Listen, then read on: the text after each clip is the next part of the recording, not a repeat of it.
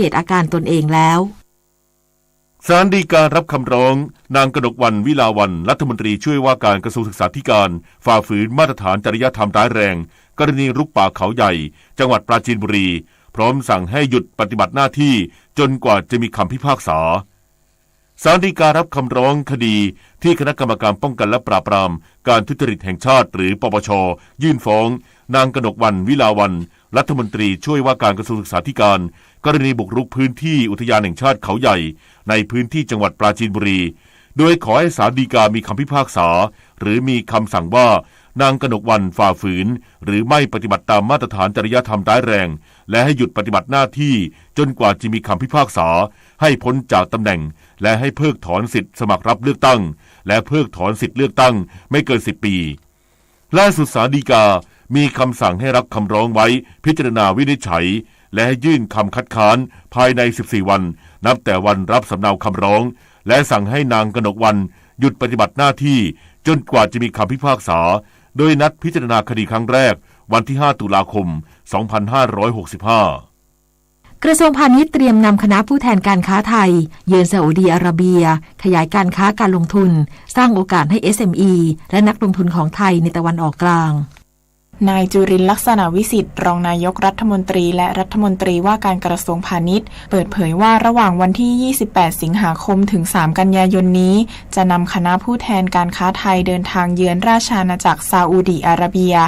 โดยมีกำหนดเข้าเยี่ยมคารวะรัฐมนตรีว่าการกระทรวงพาณิชย์และรักษาการรัฐมนตรีว่าการกระทรวงสื่อสารมวลชนซาอุดิอาระเบียเพื่อหาโอกาสขยายความร่วมมือทางการค้าการลงทุนและความร่วมมือทางเศรษฐกิจระหว่างกันให้มากขึ้นรวมทั้งจะหารือกับหอการค้าซาอุดิอาระเบียด้านความร่วมมือระหว่างกันในสาขาธุรกิจต่างๆเพื่อสร้างโอกาสให้กับ SME และนักลงทุนของไทยในการทำธุรกิจทั้งในซาอุดิอาระเบียและกลุ่มประเทศตะวันออกกลาง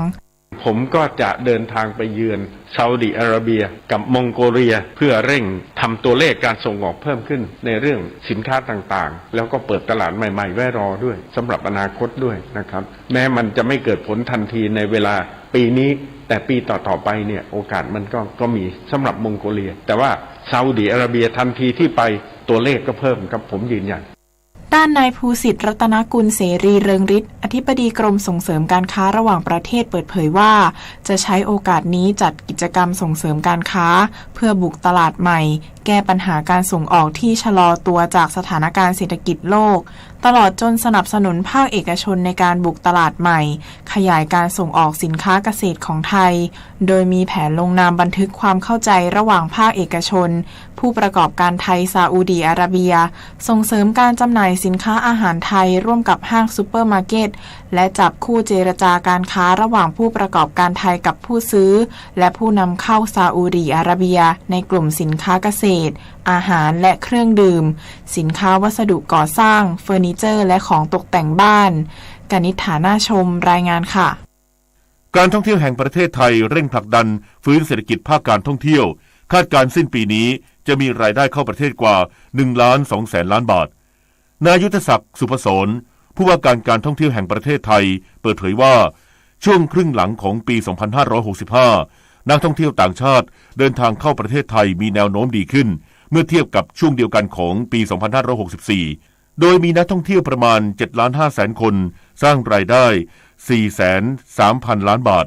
สำหรับการเดินทางท่องเที่ยวของนักท่องเที่ยวต่างชาติช่วงครึ่งปีแรกตั้งแต่วันที่ 1 มกราคมถึงวันที่ 30 มิถุนายนที่ผ่านมามีจำนวน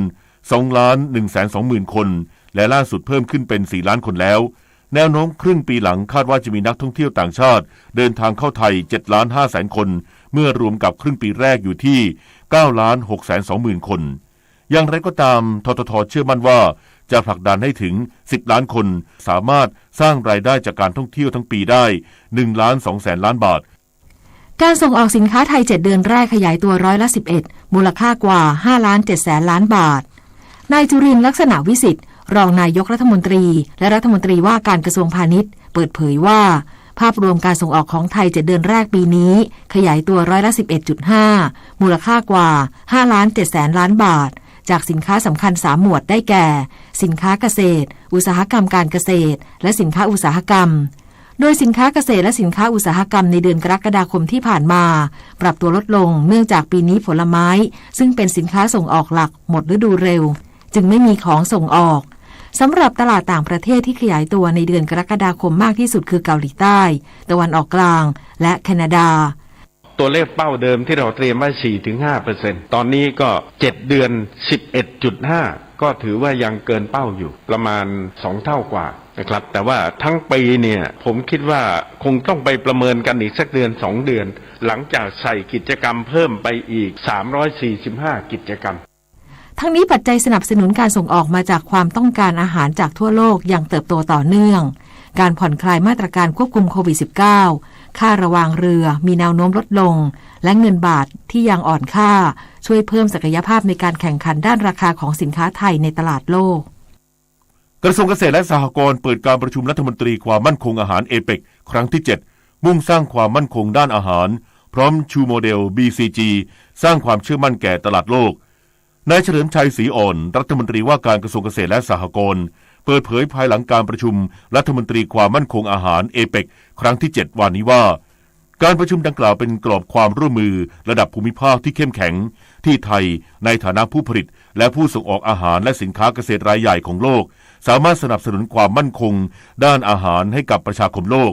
ซึ่งองค์การอาหารและเกษตรแห่งสหประชาชาติรายงานว่าในปีค.ศ.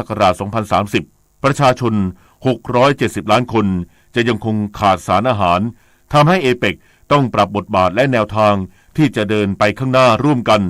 ซึ่งประเทศไทยได้แสดงเจตนารมณ์และความมุ่งมั่นในการส่งเสริมความมั่นคงอาหารในภูมิภาคผลักดันนโยบายสำคัญ5ด้านอาทิความปลอดภัยอาหารและการอำนวยความสะดวกทางการค้าการส่งเสริมความยั่งยืนของทรัพยากรธรรมชาติและการส่งเสริมนวัตกรรมและเทคโนโลยีในภาคเกษตรอาหารเป็นต้นนอกจากนี้การนำโมเดล BCG มาใช้ทำให้เชื่อมั่นได้ว่าร่างปฏิญญาความมั่นคงอาหารเอเปกจะช่วยเสริมสร้างความเชื่อมั่นในคุณภาพและความปลอดภัยของสินค้าเกษตรและอาหารของไทยและที่สำคัญในปี 2566 ได้วางนโยบายเสริมสร้างบทบาทสตรีให้เป็นกำลังหลักในการพัฒนาเศรษฐกิจและสังคมของประเทศโดยใช้แผนขับเคลื่อนกลุ่มแม่บ้านเกษตรกรให้มีความเข้มแข็งให้เป็นสมาร์ทกรุ๊ปเพื่อยกระดับเศรษฐกิจฐานรากตลอดจนส่งเสริมความมั่นคงอาหารในครัวเรือนและชุมชนคณะกรรมการค่าจ้างมีมติปรับขึ้นค่าจ้างทั่วประเทศ 8-22 บาทเตรียมเสนอคณะรัฐมนตรีสัปดาห์หน้าเพื่อให้มีผลวันที่1ตุลาคมนี้นายบุญชอบสุทธามนัสวงศ์ปลัดกระทรวงแรงงานแถลงภายหลังการประชุมคณะกรรมการค่าจ้าง3ฝ่ายหรือไตรภาคีวานนี้ว่าที่ประชุมมีมติเอกฉันท์ปรับขึ้นค่าจ้างขั้นต่ำปี 2565 อัตราต่ำสุด328 บาทสูงสุด354 บาทแบ่งเป็น9กลุ่มจังหวัดค่าเฉลี่ยอยู่ที่337 บาทเพิ่มขึ้น5.02% โดยจะเสนอเข้าที่ประชุมคณะรัฐมนตรีในสัปดาห์หน้าและมีผลบังคับใช้ตั้งแต่วันที่1ตุลาคมนี้เป็นต้นไปสำหรับอัตราค่าจ้างขั้นต่ำใหม่9กลุ่มจังหวัดได้แก่กลุ่มที่1อัตรา354บาทมี3จังหวัดกลุ่มที่2 353บาทมี6จังหวัดกลุ่มที่3 345บาทมี1จังหวัดกลุ่มที่4 343บาทมี1จังหวัดกลุ่มที่5 340บาทมี14จังหวัดกลุ่มที่6 338บาทมี6จังหวัดกลุ่มที่7 335บาทมี19จังหวัดกลุ่มที่8 332บาทมี22จังหวัดและกลุ่มที่9ค่าจ้างขั้นต่ำ328บาทมี5จังหวัดทั้งนี้คณะกรรมการค่าจ้างยังได้เสนอให้รัฐบาลออกมาตรการเพื่อลดผลกระทบจากการปรับอัตราค่าจ้างขั้นต่ำในส่วนค่าใช้จ่ายของผู้ประกอบการด้วยนิตยาคุณสิมรายงานรัฐบาลเร่งป้องกันและแก้ไขปัญหาการตั้งครรภ์ไม่พร้อมในวัยรุ่นพร้อมส่งเสริมให้นักเรียนนักศึกษาที่ตั้งครรภ์ได้เรียนต่อและเพิ่มแอปเป๋าตังจองสิทธิ์รับยาคุมได้นางสาวรัชดาธนาดิเรกรองโฆษกประจำสำนักนายกรัฐมนตรีกล่าวว่าจากการที่หน่วยงานที่เกี่ยวข้องได้ร่วมกันขับเคลื่อนงานภายใต้พระราชบัญญัติการป้องกันและแก้ไขปัญหาการตั้งครรภ์ในวัยรุ่นพุทธศักราช 2559 ทำให้นักเรียนนักศึกษาที่ตั้งครรภ์ได้เรียนต่อในสถานศึกษาแห่งเดิมสูงขึ้น